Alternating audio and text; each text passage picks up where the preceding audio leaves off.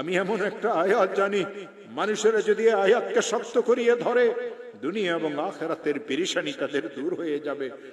তিনি তার কিতাবে আমল শিখাইছেন, কোন মুসলমান যদি ঋণগ্রস্ত হয়, এত ঋণ হয়ে গেছে, আদায়ের কোনো ব্যবস্থা নাই, খেতে ফসল হয় না, দোকানটা অচল হয়ে গেছে, ছেলেটা বিদেশে গিয়ে ফাঁসিয়ে গেছে, থাকতেও পারে না, আসতেও পারে না, 2-3টা মেয়ে ঘরে উপযুক্ত, কারো বিবাহ হয় না, একটা মেয়েকে বিবাহ দিয়েছিল, তালাক নিয়ে মেয়েটা ঘরে চলে আসছে, ছেলেটা খারাপ ছেলেদের সাথে মিশিয়ে মদ জুয়ার অভ্যস্ত হয়ে গেছে।